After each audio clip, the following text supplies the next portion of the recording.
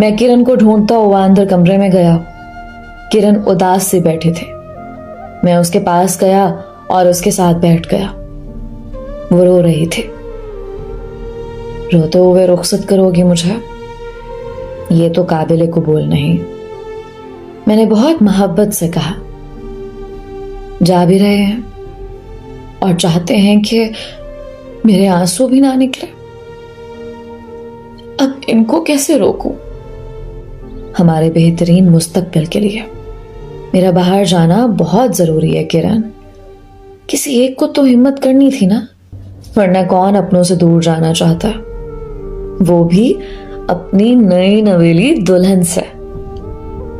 और हाल, मुस्तकबिल को बेहतर बनाने के लिए हाल को तन्हा छोड़ देना चाहिए क्या? देखो किरण, कल को हमारे बच्चे होंगे। मैं चाहता हूं वो इस गुजारे लायक जिंदगी में आंख ना खोले, उन्हें हर सहूलत मुयस्सर हो।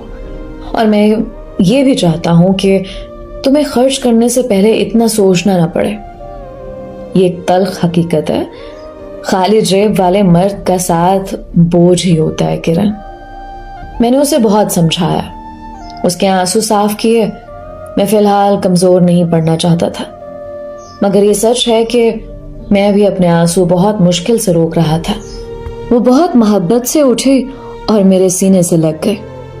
मैंने भी बहुत नरमी से मोहब्बत का एक बोसा उसके सर पर दिया और अपने अगले सफर पर रवाना होने लगा। मैं सबसे मिला जैसे हर देश छोड़ने वाला मिला करता।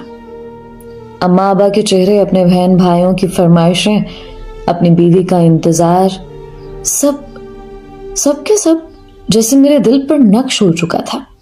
परदेस मैंने अपने प्यारों के लिए चुना था। उन सबको छोड़कर जाना कोई आसान काम नहीं था। दूरी मुश्किल थी मगर जरूरी थी।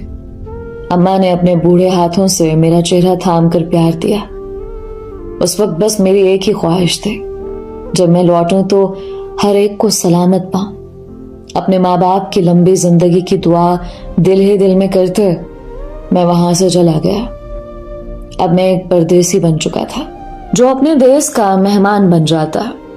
जहाज में बैठने से पहले मैंने उन तमाम दोस्तों को गले लगाया, उन सबसे मिला जो मुझे छोड़ने आए थे, वो जिनसे मैं कभी कर्ज लिया करता था और जिन्होंने मुश्किल वक्त में मेरा साथ नहीं छोड़ा था। कामी, हिम्मत रखना, अभी बड़ा मुश्किल वक्त काटना है तूने, मेरे एक दोस्त ने कहा। जो यहां काटा है उससे तो आसान ही होगा ना। मैं मुस्कुराता हुआ अंदर चला गया, यहां तक कि जहाज में बैठ गया। मुझे समझ नहीं आ रही थी कि मैं खुश था या उदास। अजीब सी कैफियत थी आंखों में, जैसे आंखों में एक मलाल सा था और दिल अफसुर्दा था। सऊदीया पहुंचकर मैं एयरपोर्ट पर उतरा। जिस जगह मैंने काम करना था, एजेंट के मुताबिक मुझे जहां मुलाजमत मिली थी, उनकी गाड़ी ने वसूल करने आना था। मैं इंतजार में था और फिर आखिरकार मैं अपने नए सफर पर रवाना हो गया। नया मुल्क, नए लोग, नई हवा, अपनों से जुदाई, सालों का इंतजार, अच्छा मुस्तकबिल, सब कुछ मेरे जहन में गड़मड़ हो रहा था। गाड़ी ने मुझे मेरी रिहाइश गाह पर छोड़ा। मुझे 1-2 दिन अभी यहाँ ही रहना था। ये एक हॉस्टल था जहां मुझ जैसे और भी लोग मौजूद थे। चंद दिनों बाद मेरा मेडिकल हुआ और इकामा बना। इस सब के बाद मैंने बाकायदा काम का आगाज किया, मगर यहाँ मेरे साथ एक और मसला हो गया।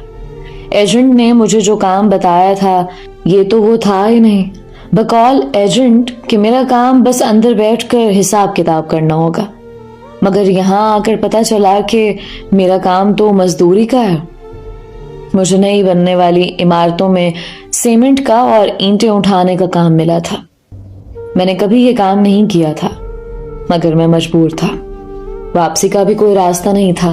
उस मेहनत और मुशक्कत को अपनी किस्मत मानते हुए मैंने भी सर तस्लीम खम किया और ये काम शुरू कर दिया।